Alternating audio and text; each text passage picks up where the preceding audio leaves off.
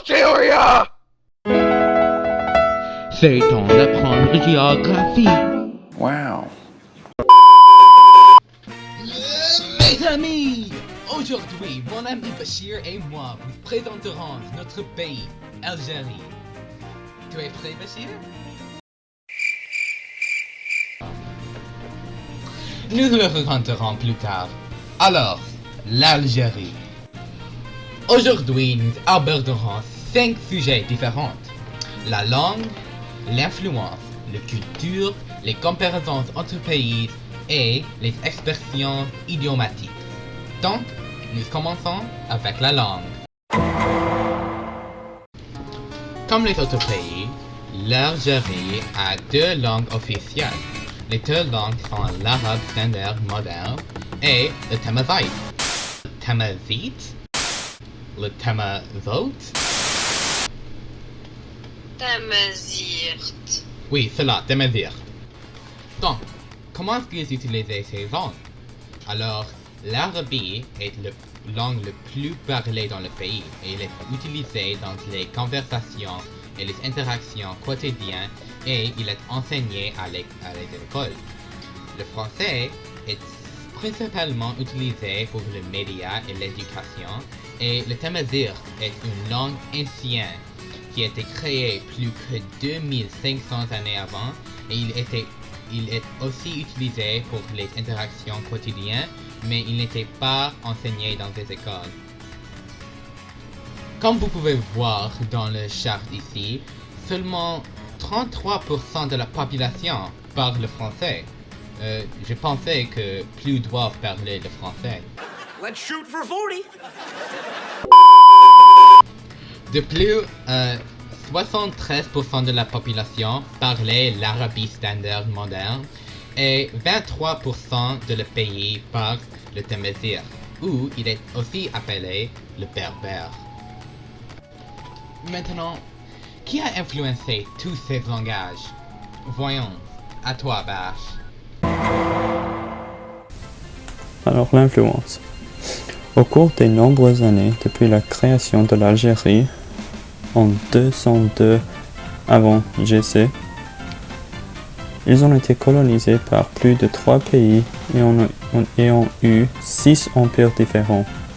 Il s'agit notamment de la dynastie Rustam, la dynastie Suleiman, la dynastie Zirid, la dynastie Hamadide, la dynastie Zayani, le Jazer. You could do so. You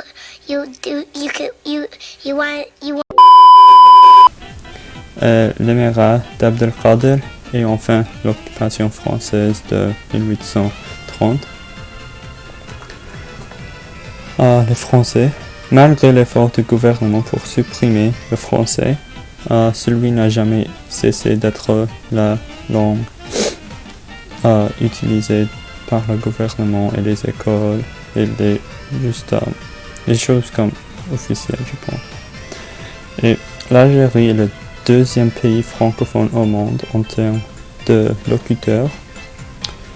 En 2008, 11,2 millions d'Algériens, ça c'est 33% de la population, savaient lire et écrire en français.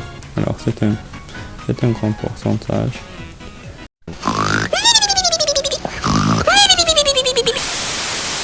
L'arabe, en 1963, environ 300 000 des 1 300 000 alphabets algériens lisaient l'arabe littéraire. La compétence linguistique en arabe standard était plutôt faible et l'arabe classique n'est toujours pas maîtrisé même au niveau d'enseignement supérieur.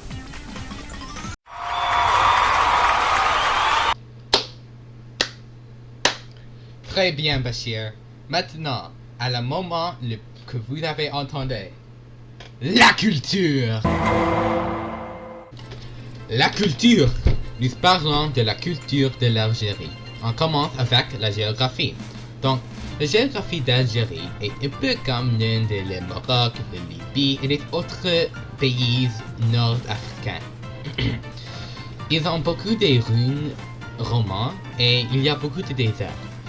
Mais dans mon opinion, cela est très beau.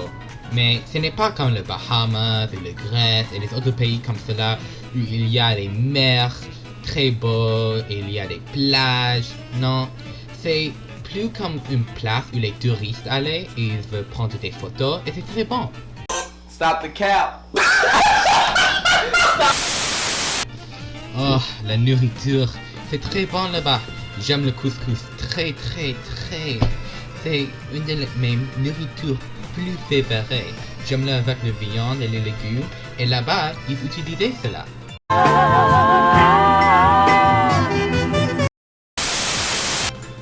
L'art dans l'Algérie est tellement influencé par les pays hors de l'Est, mais les arts prominents sont le tissage, la conception des bijoux, la broderie et la verrerie. What's this? It's an art project. Okay, I like it. Picasso. Finalement, il y a la religion. Dans l'Algérie, la religion la plus prominente est l'islam. 99% des gens qui vivent en Algérie sont musulmans et seulement 1% sont chrétiens ou juifs.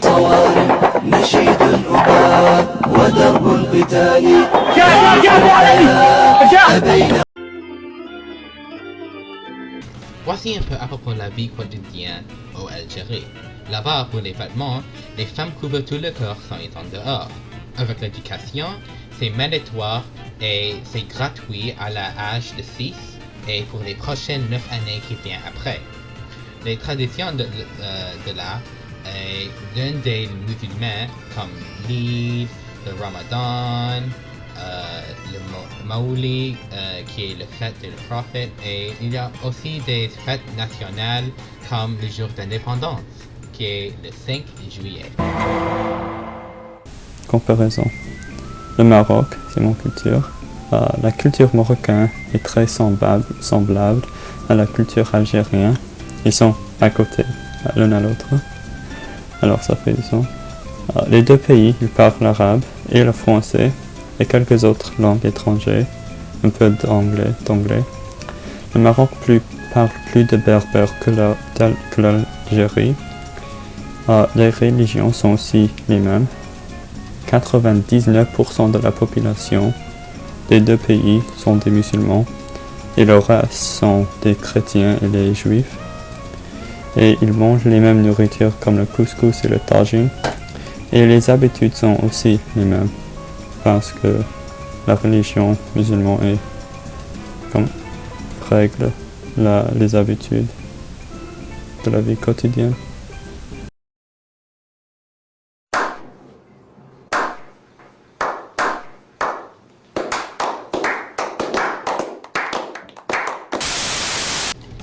Comparaison entre la Libye et l'Algérie.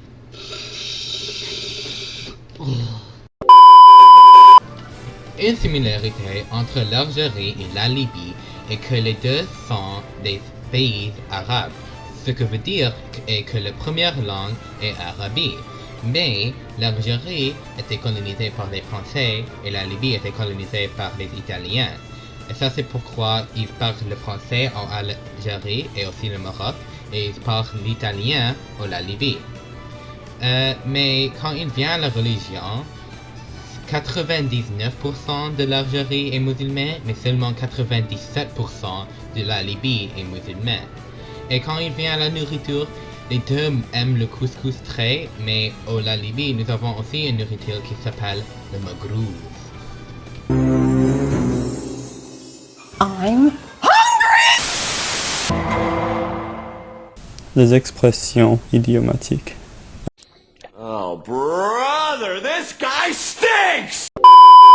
Alors, ces expressions sont en arabe, mais ils sont traduits directement en français.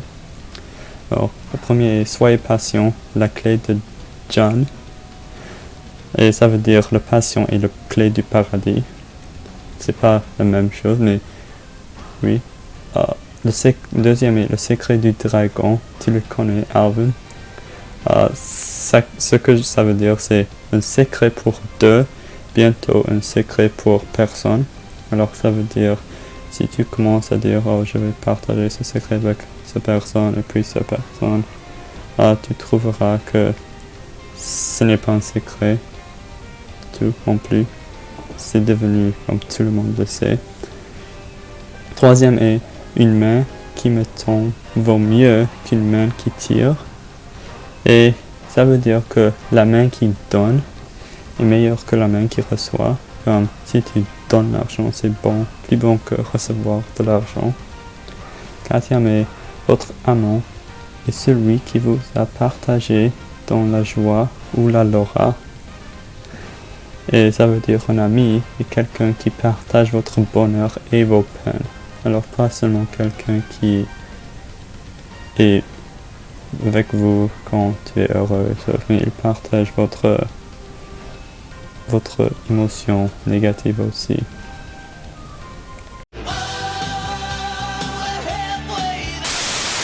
Et plus d'expressions. Le cinquième est une mélodie qui apporte la richesse. Ça veut dire la paix vaut plus que la richesse. Et le sixième est il n'y a pas d'amour étrange qui marche. Moucher à la salle de bain. Nas moucher.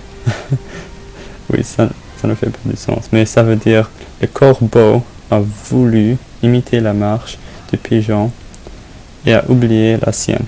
Ça veut dire si tu essaies d'être quelqu'un d'autre, après du temps, tu oublieras ce que tu es. Et la dernière est un membre est moins bon qu'un ami. Et ça veut dire un ami sensé vaut mieux qu'un ami borné. Ça veut dire un ami qui n'est pas très acceptant à les autres idées, choses, n'est pas très bon. Et un ennemi qui avait l'esprit ouvert est plus bon.